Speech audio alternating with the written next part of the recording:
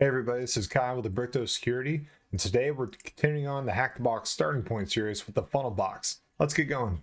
So I got a box up and running. I'm gonna grab our IP address, hop into Kali. We're gonna do a sudo nmap, put in our IP address, -sv to get the version number, and -sc to do a basic script search. I'm gonna let this run and I'll get back to you in a second. All right, so nmap just finished. It looks like we have two ports open. First one being FTP. And it does allow anonymous logon. And then we also have port 22, which is SSH on a Linux box is what it suggests. So why don't we go ahead and try to FTP into our machine here. And let's do anonymous because we know that works. I'm going to try not entering a password on this just to see if it confirms that. And we have a login successful. So awesome. So now we're FTP'd in. Let's ls and see what they have for directory availability. And we have mail backup. So I'm going to type get mail backup and failed to open file. I think this is actually a directory, so let's cd into mail backup. Okay, that looks better. Let's ls, and then we have two different things. We have a password policy and a welcome letter of some kind. So let's get that. So I'm going to get the password policy. All right, that's downloaded. Now let's get the welcome. Okay, we've downloaded both of those, so I'm going to go ahead and exit. And let's take a look at those two things that we just downloaded. Let's cat out the welcome letter. All right, so from with an E, root at funnel. We have a bunch of people that was sent to. Welcome to the team. Hello, everyone. We would like to welcome you to our team. We think you'll be a great asset to the funnel team. We want to make sure you get settled in as smoothly as possible. We have set up your accounts that you will need to access our internal infrastructure. Please read through the attached password policy with extreme care. All the steps mentioned there should be completed as soon as possible. If you have any questions or concerns, feel free to reach out directly to your manager. We hope that we will have an amazing time with us, the funnel team. All right, well, through this welcome letter, we do have a couple emails with usernames that we might be able to use in the future, but we have this password policy. And this password policy is a PDF, so I'm just going to go ahead and move the password policy to // media and then my shared folder. And so now I can go into my shared folder here, and I'm going to open this up directly on my local machine just because I don't have a PDF viewer available. So we got this password policy. Let me zoom out a second. And password policy. Passwords are a key part of our cybersecurity strategy. The purpose of this policy is to make sure all resources and data receive adequate password protection. We cannot overstate the importance of following a secure password policy and therefore have to provide a blah, blah, blah for users. Password creation. All passwords should be sufficiently complex and therefore difficult for anyone to guess. In addition, employees should also use common sense when choosing passwords. They must avoid basic combinations that are easy to crack. For instance, choices like password, password1, and password are equally bad from a security perspective.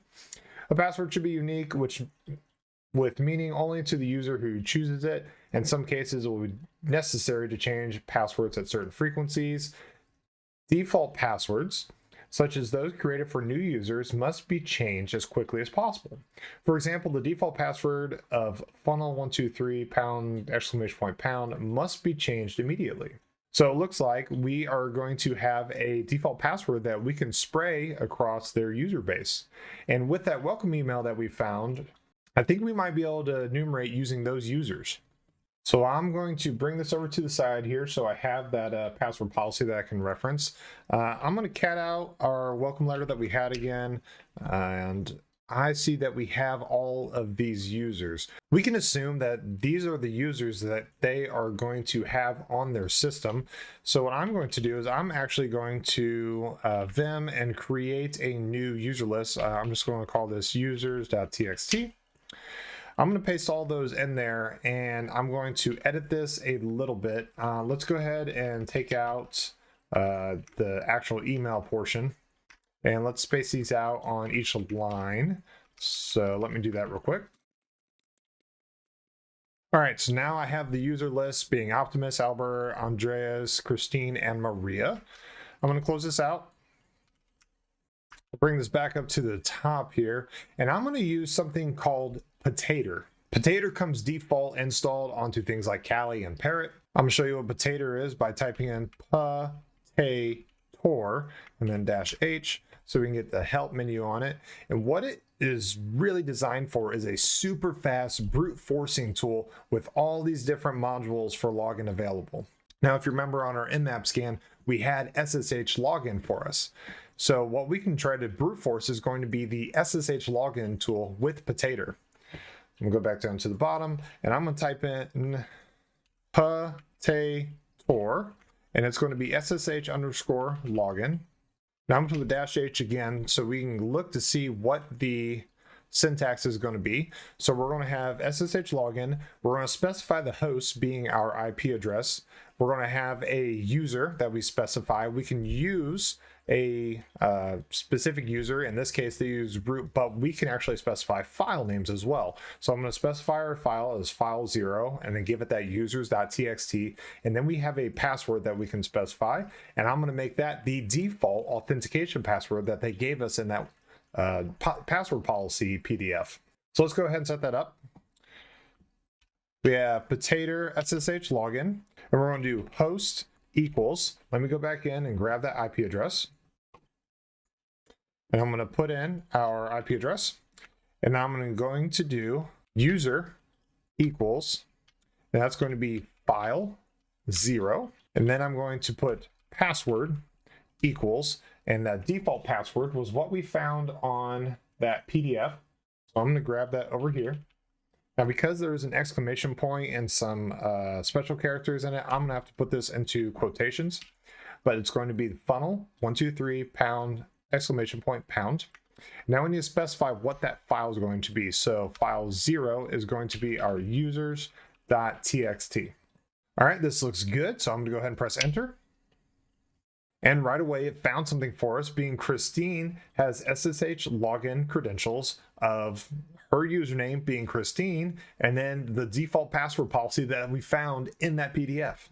So this is awesome. So now what we can do here is going to be SSH, and we need to have Christine as our login. We're going to put the @, put in our IP address. Oops, I have the password still. Let me go ahead and grab that IP address. Paste that in, press enter. It's going to ask us if we want to remember this connection. Type yes. Needs the password.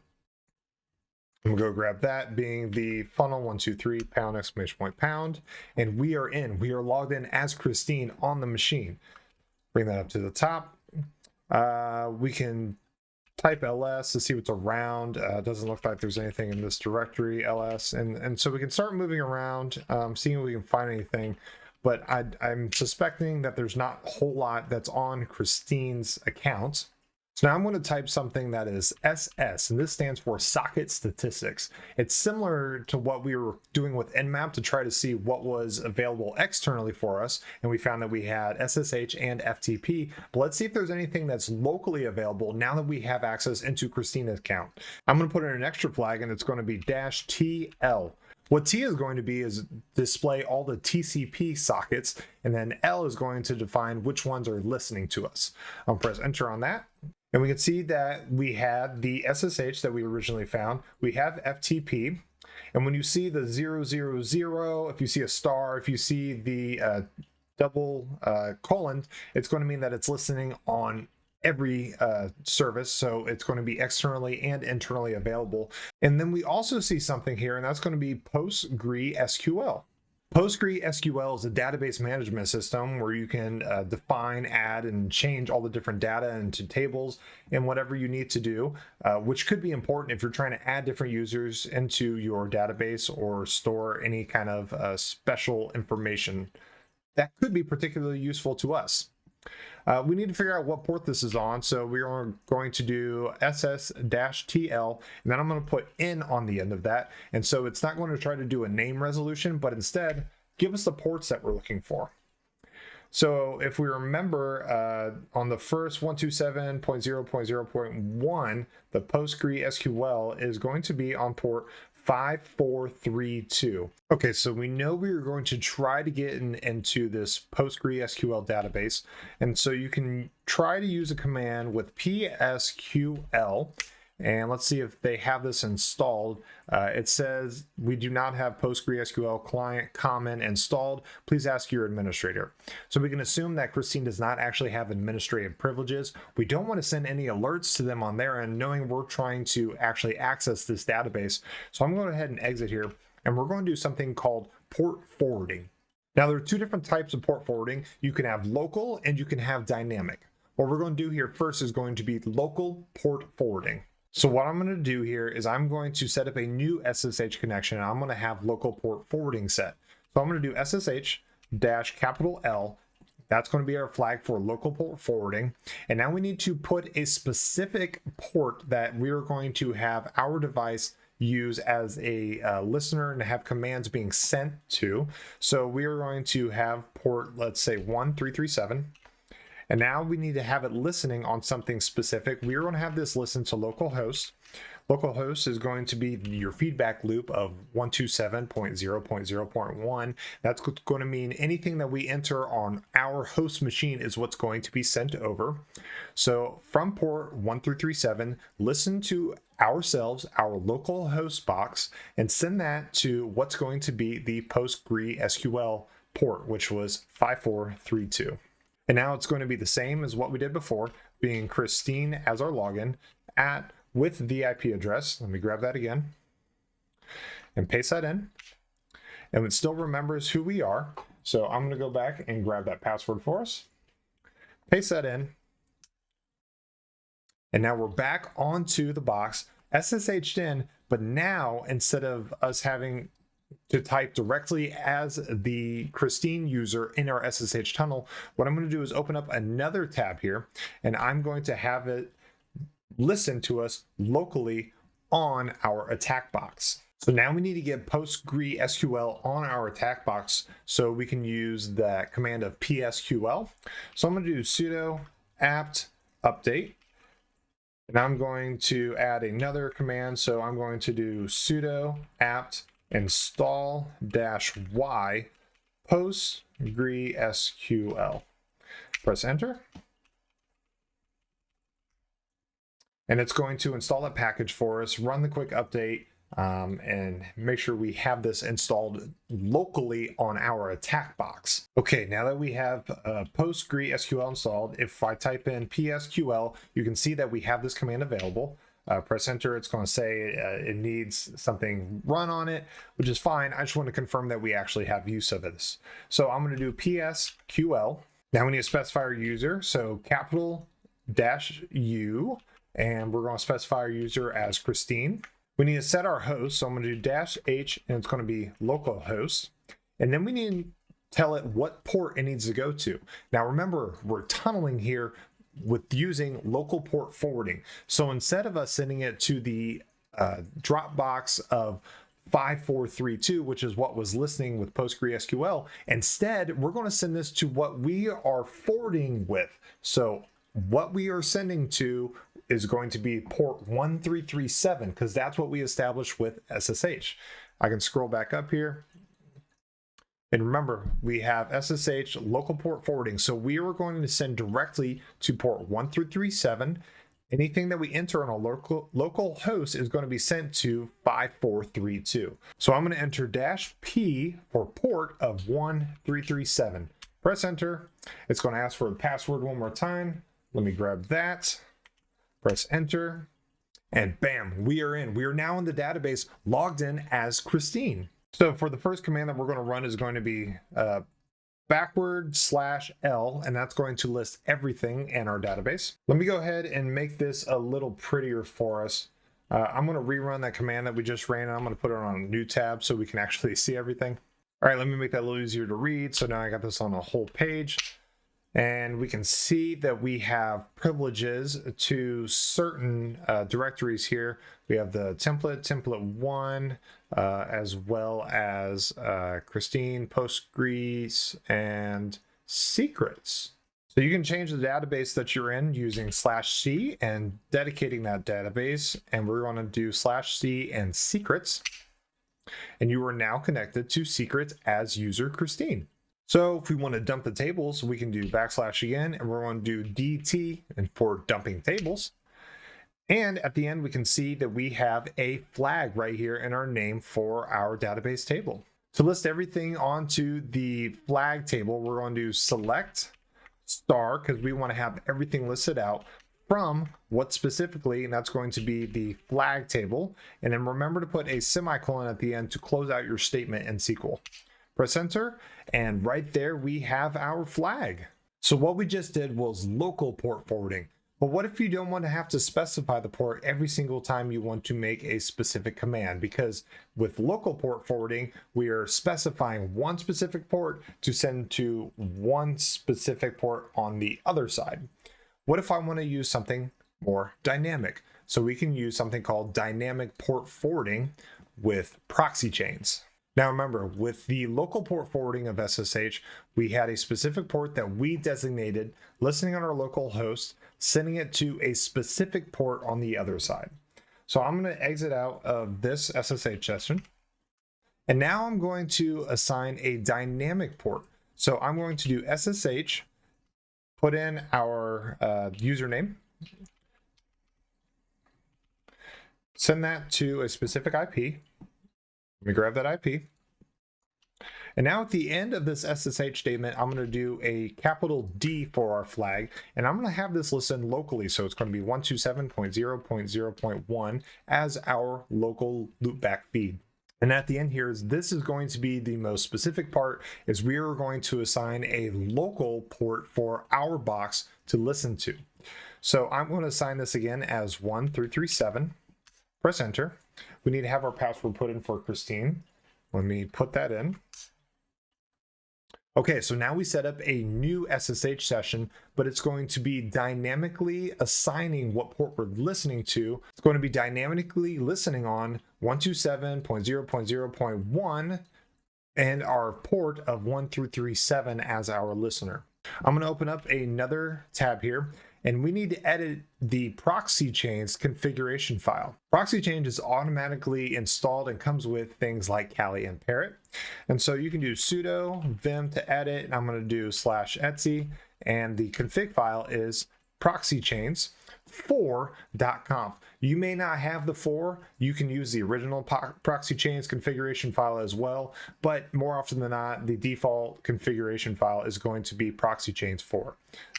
I'm going to press enter, and it's going to give us a whole list of options that we're going to have. But if you scroll down to the bottom, you can see that I have a SOCKS4 connection, listening on our loopback, assigned to port 9052.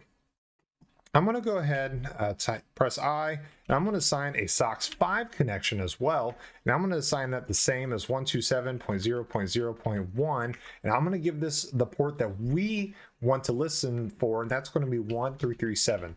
So anytime we send a response or command to port 1337, it's going to send whatever our dynamic port forwarding is going to be.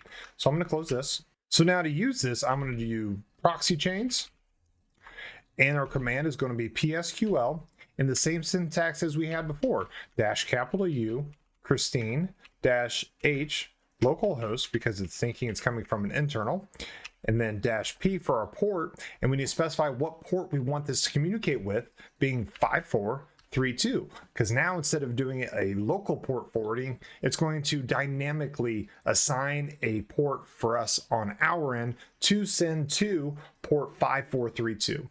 Press enter, and we need the password for Christine. And just like that, we are back into the database. We can listen, do everything that we were doing before, and we have our flag once again.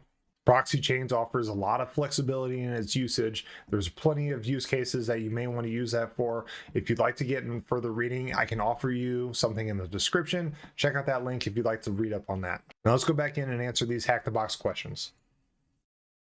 How many TCP ports are open? Initially, we found out that there are only 2. What is the name of the directory that is available on the FTP server? If you remember way back when, that was mail_backup. What is the default account password that every new member on the funnel team should change as soon as possible? Well, that's what we've been using for Christine, and that was the funnel 123 pound exclamation point pound. Which user has not changed their default password yet? We have been using Christine's account. Which service is running on TCP port 5432 and listens only on local host? That was the PostgreSQL. Since you can't access the previously mentioned service from the local machine, you will have to create a tunnel and connect it from your machine. What is the correct type of tunneling to use?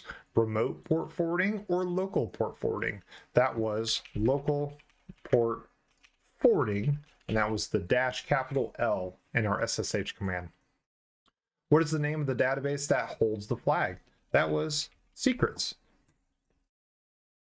Could you use dynamic tunnel instead of local port forwarding? Yes. Yes, you could. That was what we used with Proxychains. Now it wants us to get our flag. Let's read out that flag again. And paste that back in. And we have completed the funnel box. Having a funnel is a great way to be able to use local commands that are on our box, so we don't need to install new things on whatever the victim box is going to be. This is something you really need to get a hang of because it's going to be super important for you in your professional career. Great work on finishing up the funnel box. I'll see you in the next one.